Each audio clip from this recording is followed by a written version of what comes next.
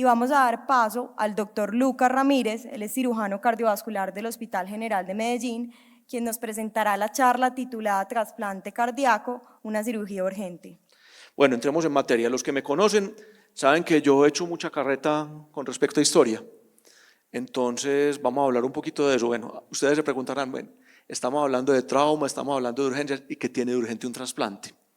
Bueno, resulta que los trasplantes de corazón específicamente, que es lo que me atañe a mí, tienen mucho de cirugía urgente. ¿Por qué?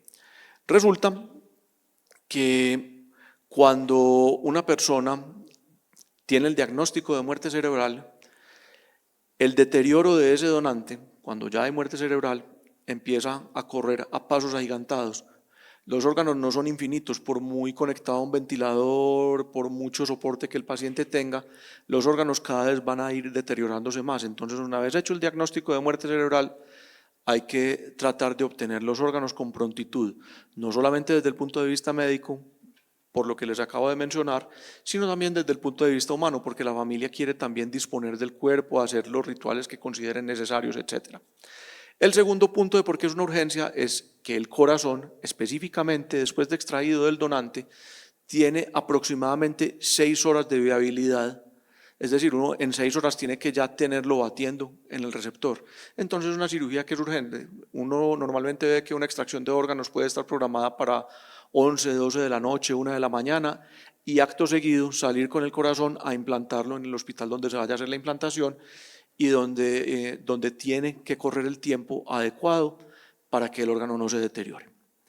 Un poquito de historia entonces, este señor que ustedes ven acá fue Premio Nobel de Medicina en el año de 1912, se llamaba Alexis Carrel, era francés, pero la mayor parte de su vida trabajó en los Estados Unidos, particularmente en la Universidad de Chicago y en la Fundación Rockefeller en Nueva York. ¿Qué hizo este hombre? Hizo dos cosas muy interesantes. Él se ganó el premio Nobel porque desarrolló la técnica para realizar anastomosis vasculares. Antes de Alexis Carrel, las anastomosis vasculares eran técnicamente imposibles. Este hombre se fue, él era originario de Lyon en Francia, se fue a buscar a las costureras que hacían encajes en Lyon y que hacían bordados allá en la misma ciudad y empezó a aprender técnicas de hacer tejidos y costuras muy pequeñas que él las pudiera aplicar en vasos sanguíneos, que eso no existía a principios del siglo XX, finales del siglo XIX. Y él se diseñó una técnica que se llamaba la triangulación. ¿En qué consiste? En que en el vaso sanguíneo uno hacía un triángulo con 3 puntos diferentes para hacer la anastomosis y hacía en tres sitios distintos la anastomosis, como la ven acá, un lado, otro lado, otro lado. La hacía en 3 caras y con esto logró anastomosis que realmente permanecían permeables en el tiempo. Y esto es un puntal fundamental de la cirugía de trasplante de cualquier órgano que tenga un flujo sanguíneo definido. Es decir, es válido para riñones, hígado, pulmones, corazón, páncreas, intestino, hacer anastomosis vasculares. Entonces este fue el papá. Pero también Alexis Carrel hizo varios experimentos de trasplante de órganos.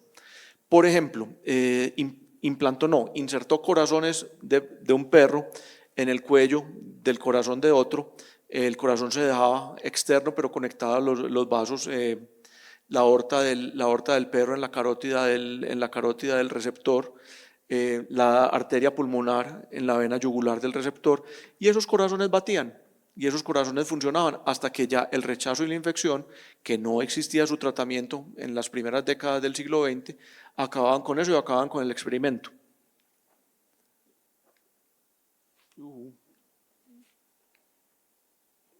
Esto se murió. Ya, bueno. Este otro individuo se llamaba Vladimir Demikov.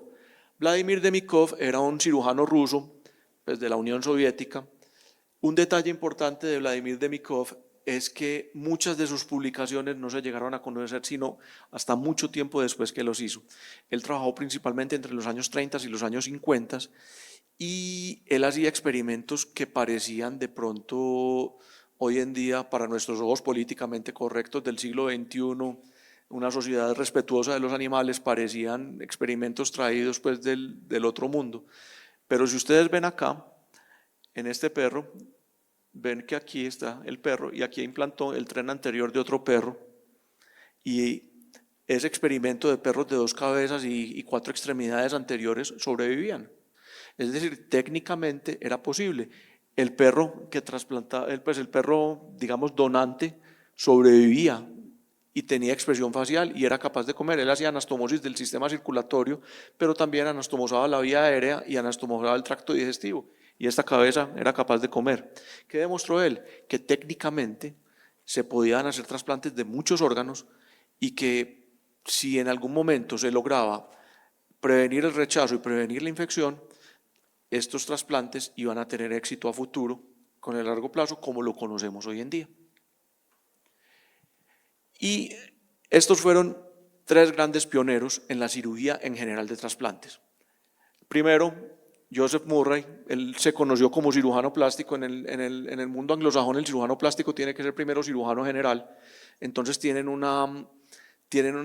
campo de acción supremamente grande. Joseph Murray en Boston, en la Universidad de Harvard, pensaba, bueno, técnicamente se pueden hacer las anastomosis para uno trasplantar un riñón. De hecho, ya había algunos experimentos de pacientes en falla renal aguda que tomaban un riñón de cadáver, se lo ponían conectado a arterias y venas del antebrazo, y mientras el paciente era capaz de salir de la falla renal aguda, ese riñón filtraba y lo mantenía vivo mientras el riñón nativo se recuperaba, hasta que el rechazo acababa con el riñón, pero el paciente salía vivo y sin falla renal. Joseph Murray postuló, ya en esa época se conocían los anticuerpos, ya en esa época se conocía el rechazo, postuló que si él hacía esto entre gemelos idénticos, de pronto la cosa podía funcionar, y funcionó. Tenían un paciente con una enfermedad renal poliquística, tenían a su gemelo que no tenía enfermedad renal poliquística, el gemelo dijo, listo, yo le dono mi riñón a mi hermano, e hicieron la cirugía, y este trasplante sobrevivió, y de hecho sobrevivió durante muchos años. ¿Pero por qué? Porque los gemelos idénticos son también inmunológicamente idénticos. Entonces no hubo ningún tipo de rechazo, pero para asegurarse y poderlo demostrar, le hicieron, al gemelo donante le tomaron un segmento de piel y se lo injertaron al gemelo receptor. Vieron que no había ningún tipo de rechazo, que ese injerto pegó, entonces siguieron adelante con el trasplante. Un experimento muy interesante. Por este hallazgo y por haber hecho el primer trasplante renal funcional, Joseph Murray ganó premio Nobel de Medicina por allá en los años 90 del siglo pasado. Este otro caballero se llamaba Thomas Starzl, muy conocido en el gremio quirúrgico antioqueño porque fue el que entrenó al doctor Álvaro Velázquez, que fue el primer cirujano que hizo trasplantes en nuestro país y particularmente en Medellín. Era profesor de la Universidad de Antioquia, todo un personaje y un gran cirujano. Thomas Starzl empezó haciendo trasplantes renales en la Universidad de Colorado, y él tenía una particularidad, que él no solamente estaba pendiente de la parte quirúrgica del asunto, sino que tenía un laboratorio de investigación muy poderoso en el cual estaban dedicados a hacer investigación en rechazo y en el manejo de medicamentos inmunosupresores. En la década de los 50, 60, cuando él empezó a trabajar, la inmunosupresión se hacía básicamente con antimetabolitos como la satioprina y con dosis muy altas de esteroides. También hacían irradiación corporal total con miras a destruir la médula ósea y disminuir mucho la producción de glóbulos blancos, pero esto demostró que no era la respuesta. Y este otro individuo tenía una historia similar, se llama Roy Keln. Él trabajaba en la Universidad de Cambridge en el Reino Unido y tenía una forma de trabajo muy similar a la de Thomas Starzl. Ellos dos, cuando empezaron a trabajar en investigación en rechazo, el laboratorio Sandoz, que hoy en día forma parte del grupo Sanofi-Aventis, desarrolló un medicamento que lo encontraron en un moho, en un lago en Noruega, que hoy en día de pronto les puede sonar bastante conocido, pero que era una cosa completamente nueva, la ciclosporina. La ciclosporina se empezó a utilizar en trasplantes clínicos en el año de 1975 y cambió completamente la historia de la cirugía de trasplantes de todo tipo. Bueno, este joven que hay acá se considera para el mundo de la cirugía como el padre de la cirugía de trasplantes, y no es Christian Barnard, pues de trasplantes cardíacos, y no es Christian Barnard, que fue quien hizo el primer trasplante clínico. El profesor Norman Shumway en la Universidad de California en Sacramento y su residente Richard Lauer estaban haciendo experimentación en perros de preservación del corazón en hipotermia. Entonces ellos lo que hacían era que montaban al perrito en circulación extracorpórea y para tratar de proteger el corazón de tiempo de isquemia, pinzando la aorta, le aplicaban hipotermia y hacían experimentos sucesivos de cuánto tiempo era capaz, cuánto tiempo aguantaba ese corazón bien con tiempos cada vez más prolongados de hipotermia y pinzamiento aórtico. Entonces, algún día se les ocurrió que por qué quedarse de manos cruzadas mientras hacían el procedimiento. Entonces decidieron, hombre, pues quitemos el corazón y volvámoslo a implantar. Es un trasplante. Y entonces empezaron a hacer eso, a quitar el corazón, lo preservaban en hielo, en isquemia porque no tenía ningún tipo de flujo sanguíneo a través del árbol coronario y los volvían a implantar. Se dieron cuenta que había muchas dificultades técnicas en quitar el corazón y volverse a implantar al mismo perro, entonces pensaron, bueno, ¿y si quitamos el corazón de un perro, lo dejamos en hipotermia y si lo implantamos a otro? Y les empezó a funcionar. Empezaron a darse cuenta del rechazo y empezaron también a darse cuenta de que cada vez más, dando medicación adecuada para el rechazo, estos perritos sobrevivían más tiempo y caminaban y eran viables y agitaban la cola y corrían y comían y dormían y eran perritos muy normales. Hasta que la medicación que no era suficiente, llegaban a rechazo crónico y terminaban muriendo. Pero ellos dos, Norman Shumway y Richard Lauer, fueron los que plantaron todos los cimientos para el trasplante de corazón. Y ahí viene la gran controversia. Resulta que Christian Barnard se formó en la Universidad de Minnesota en Estados Unidos en la misma época en que Norman Shumway fue residente. Se conocieron allá y de hecho no es que se llevaran muy bien, que digamos, no, eran más bien poco amigos. Pero Christian Barnard era un tipo muy emprendedor, un tipo con muchas inquietudes, le gustaba la investigación clínica y se formó como cirujano cardíaco en Minnesota y se volvió a Sudáfrica, que era su país natal, y allá desarrolló un programa de cirugía cardíaca de muy alta calidad. En algún momento vio que los trasplantes renales estaban empezando a dar frutos y se fue a la Universidad de Virginia, a donde Richard Lauer, que fue el que vimos en la diapositiva anterior, y se dedicó a aprender trasplante renal de Richard Lauer, pero vio que también en el laboratorio del lado estaban haciendo estudios de trasplante de corazón como los que estaban haciendo en California. Y él se metió también a mirar y se le metió en la cabeza, yo voy a hacer un trasplante de corazón. El 3 de diciembre de 1967 ocurrió que hubo un accidente de tránsito muy grave en el que fallecieron una muchacha de 20 y tantos años que se llamaba Denise Darval y su madre. Y tenían un paciente que lo estaban estudiando con la posibilidad de trasplantarlo, ya lo estaban estudiando desde hace algún tiempo. Y resulta que Denise Darval era una donante perfecta para este receptor de corazón que tenían. Se me escapa el nombre de ese receptor en este momento, pero el nombre pasó a la historia. Y en Sudáfrica, a diferencia del resto del mundo, existía el concepto de muerte cerebral. Es decir, cuando hay cesación de la función cerebral, se considera que la persona murió, así los órganos sigan funcionando. Entonces se obtuvo el consentimiento del padre de Denise Darval, se obtuvo el corazón y se le trasplantó, ya me acordé, se llamaba Louis Washkansky, que era un vendedor de comida, diabético, con una enfermedad coronaria muy severa, no revascularizable, con una cardiomiopatía isquémica. El corazón arrancó, el corazón funcionó, el paciente empezó a mejorar, pero al 10º día empezó a deteriorarse. Todos pensaron que lo que estaba pasando era que tenía una infección, pero resulta que estaba haciendo un grave rechazo y al día 15 posoperatorio Louis Washkansky se murió. El mundo de la cirugía cardíaca se revolucionó con esto y el mundo de la medicina se revolucionó con esto porque se pensaba que el corazón era un órgano sagrado que no se podía cambiar de una persona a otra. Pero Christian Barnard demostró la posibilidad de que sí se podía.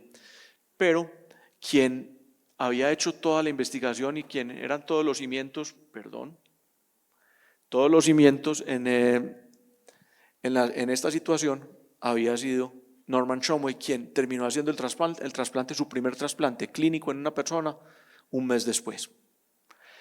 Y en ese momento se vino una avalancha de trasplantes en todo el mundo, porque la cirugía de trasplante realmente no es una cirugía muy difícil, técnicamente no es una cirugía tan compleja. Es más complejo la conseguida de los donantes y es más complejo cuidar al receptor después. pero hubo una gran avalancha de trasplantes en todos sitios del mundo, en el mundo desarrollado y hasta en el mundo subdesarrollado, en la India, en la China, en Chile, en la Unión Soviética, en el Reino Unido, en Cuba. Intentaron hacerlo, pero en última no les arrancó el corazón, etcétera, etcétera.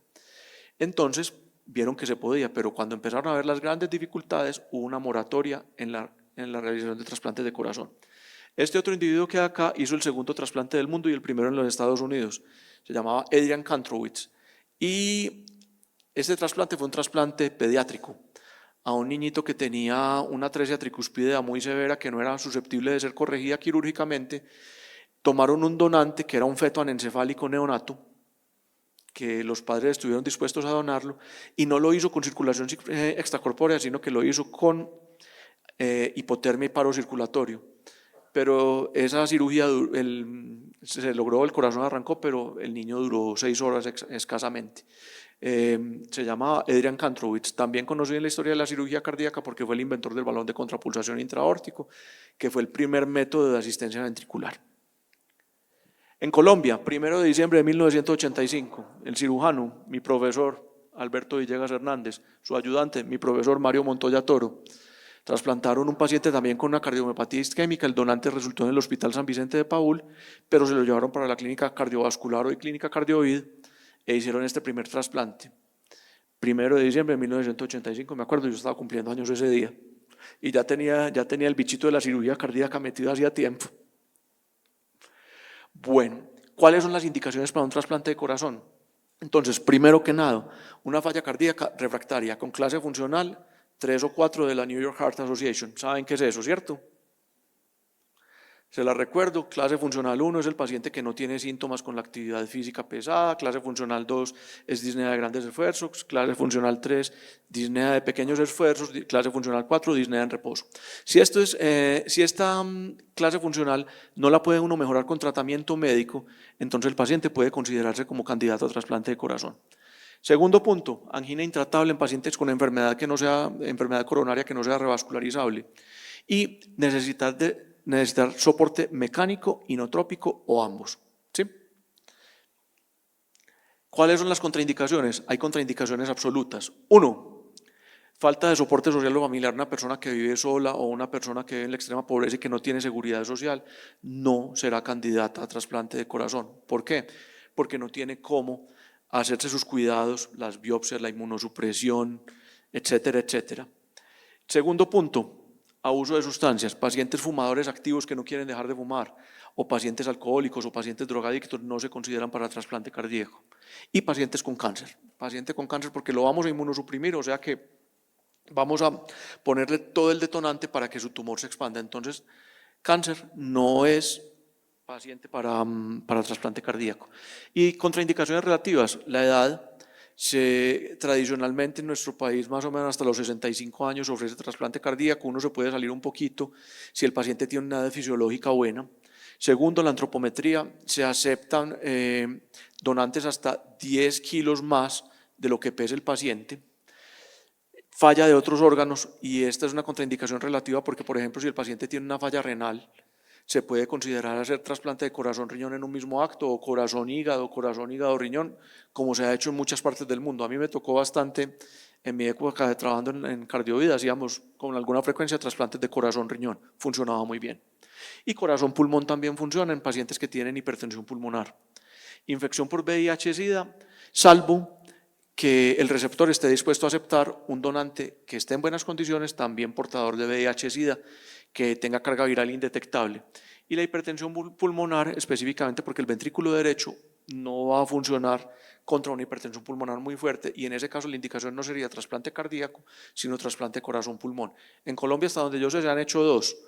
Uno que se murió en el posoperatorio inmediato en las primeras 6 horas y el otro que lo hicimos en Cardiovid. Fuimos Alejandro Ramírez, Juan Camilo Jaramillo, Juan Camilo Rendón y aquí el suscrito, y nos vivió 10 días. Pero de ahí para allá no se ha hecho ningún otro trasplante de corazón-pulmón. ¿Cómo es el procedimiento? Hay que hacer un rescate del corazón, es un trabajo en el que están varios grupos quirúrgicos porque se rescatan varios órganos. Empieza el grupo de trasplantes abdominales donde se hace la disección de todos los órganos y los pedículos vasculares hígado, riñones. Si se van a obtener el páncreas y el intestino, también se hace la disección de sus pedículos vasculares. Posteriormente se abre el tórax, se hace la disección del corazón y de los grandes vasos, se anticoagula y se canula el paciente. Posteriormente se canulan las arterias de los órganos abdominales, se canula la arteria pulmonar si se va a obtener pulmón, y cuando ya todos los grupos están listos, se pinza la aorta, se pasa la cardioplegia, que es la solución de preservación del corazón, y se pasa la solución de preservación de todos los distintos órganos. El corazón se debe descomprimir por dos sitios: uno, por la vena cava inferior; dos, por la auriculilla izquierda, con el fin de evitar que se distienda, con la solución de cardioplegia y con la solución de plegia de los demás órganos, que va a llegar a través de la vena cava y de las arterias pulmonares, de las venas pulmonares, perdón. Se explanta el corazón, se embala en solución de preservación y en hielo. Se debe mantener a 4 grados centígrados y se debe garantizar menos de 6 horas para llegar al sitio de implantación. El implante: hoy en día se utiliza la técnica bicaval, que consiste en: uno, la primera anastomosis que se hace es, se pone el paciente en circulación extracorpórea, se saca el corazón defectuoso, se hace la cirugía de banco. Cirugía de banco significa, no es de banco de órganos, sino que uno se sienta en un banquito y prepara el corazón del donante para adaptar los distintos vasos para hacer las anastomosis. Se hace entonces la esternotomía, se anticoagula, se pone en circulación extracorpórea, se explanta el corazón, cirugía de banco, y se implanta primero aurícula izquierda, después vena cava inferior, después la arteria pulmonar, después la aorta ascendente. En ese momento se despinza la aorta y por último se hace la anastomosis de la vena cava superior. Son 5 anastomosis que son grandes. Técnicamente es mucho más difícil hacer un bypass coronario, que es una cirugía que hacemos todos los días. El corazón arranca, inmediatamente uno va a despinzar la aorta, se empieza la inmunosupresión y el paciente sale a la unidad de cuidados intensivos. Normalmente estos pacientes se extuban en las primeras horas y hay pacientes que somos capaces de sacarlos del quirófano extubados, porque cambia radicalmente el funcionamiento de todo el organismo con un corazón nuevo. ¿Qué complicaciones tiene? Rechazo hiperagudo, que es inmediatamente uno suelta la pinza, el corazón se pone morado y no arranca. Y eso está dado por inmunidad celular de memoria del paciente, sobre todo en pacientes sensibilizados. El rechazo agudo ocurre en las primeras horas y se puede manejar con inmunosupresión. El hiperagudo hay que poner al paciente en asistencia y buscarle otro corazón. En cambio el agudo se puede manejar. El fallo primario del injerto es que un corazón que no es capaz de cumplir con las demandas también es consecuencia de rechazo, porque nunca recupera una función ventricular normal. Y la falla renal, sobre todo relacionada con, 1, bajo gasto cardíaco que tenía el paciente previamente, y 2, porque muchos de los inmunosupresores, particularmente la ciclosporina, pueden ser nefrotóxicos. Complicaciones tardías: el rechazo crónico, que se da en el muy largo plazo y deteriora la función ventricular por infiltración linfocitaria del corazón. El segundo es la vasculopatía del injerto por infiltración linfocitaria en el árbol coronario. Y por último, las neoplasias. Bajamos las defensas del paciente y no solamente no tiene defensa contra las infecciones, sino que no tiene defensa, sus defensas están disminuidas contra ciertos tipos de tumores, sobre todo tumores del sistema hematopoyético. ¿Qué futuro tenemos en el trasplante cardíaco? Primero, senoinjertos. Se ha intentado implantar corazones de cerdo, particularmente el corazón del cerdo es muy parecido al corazón del humano, y hay otras cosas muy interesantes, por ejemplo, el uso de nuevos fármacos inmunosupresores, sobre todo por el lado de los anticuerpos monoclonales, el soporte mecánico posoperatorio, pacientes que se pueden soportar más tiempo hasta que el corazón ya es capaz de cumplir con las funciones. Los trasplantes versus soporte mecánico a largo plazo. Hoy en día el soporte mecánico ya no es solamente como puente a trasplante, sino también puede ser como puente a recuperación o como terapia puente, pues como terapia de destino. Y la otra cosa es que cada vez más hay estudios de ingeniería genética en los cuales se pretende hacer corazones impresos, pero con las células del potencial receptor, y ahí en este caso el trasplante de corazón dejaría de ser una urgencia, porque se tiene un corazón impreso a la medida con las células del potencial receptor, pero se está investigando muchísimo en esto en este momento en el mundo. Bueno, esto es lo que tenía para decirles. Muchas gracias, creo que me tomé el tiempo que era, ¿cierto?